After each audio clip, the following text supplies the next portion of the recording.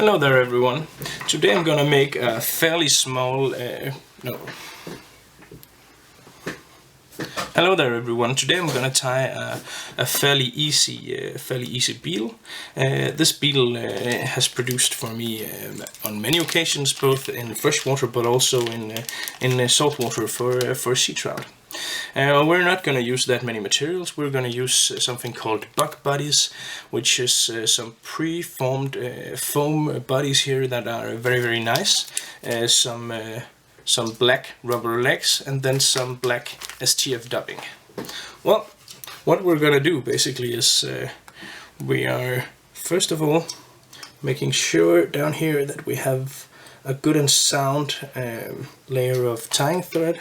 And I'm gonna add to this layer with just a tiny amount of dubbing.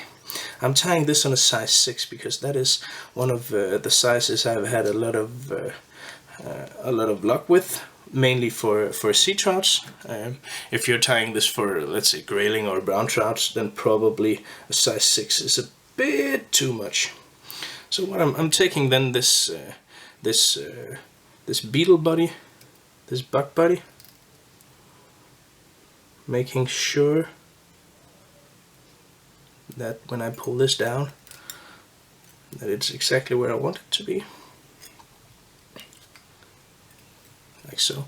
This buck body is made from some very nice foam that has an enormous floatability. So this looks very good in the water.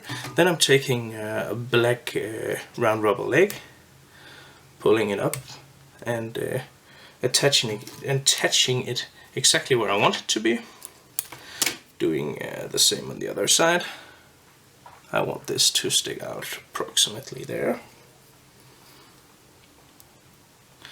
The trick is to just kind of take your rubber leg here and just put it on the thread, so you can control and guide it exactly into place. That's a nice trick for well, tying down most materials. Folding everything back here, and then I'm taking some black STF dubbing to form the body. This body is going to be relatively thin because I don't want too much material on this, because too much material will only be able to absorb water, and the more water this fly can absorb, the less likely it is to stay afloat.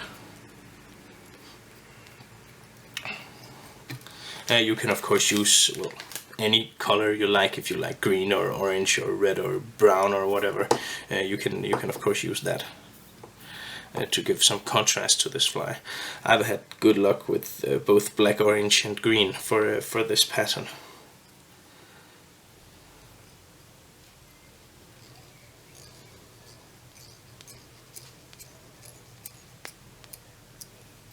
You can see I had a bit too much dubbing here.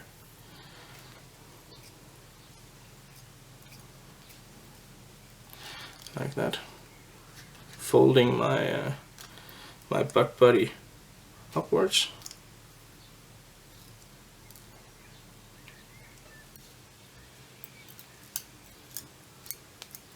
tying it down very tightly all the way up here.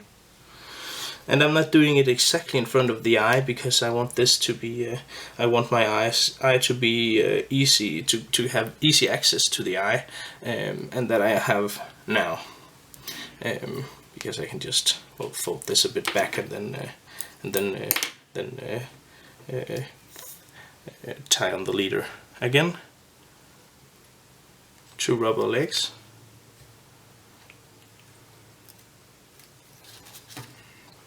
It's important that when you tie this foam buck body down, that you use as much force as you can, because otherwise this will kind of like skate around on the hook. The last pair of legs, then I'm gonna cut these into the length that I want.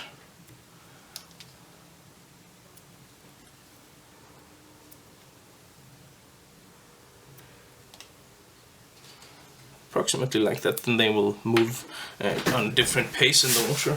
And if you should add one final touch to this fly, this is something I just forgot now.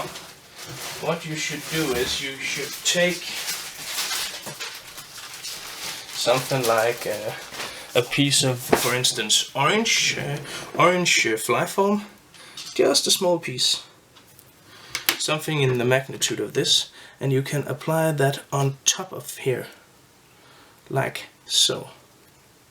The reason I'm doing this is because now you have something that will stand out in the water, because this fly is going to lay very low on the surface. It's going to be quite hard to keep your eye on, especially if there's riffles and or even waves.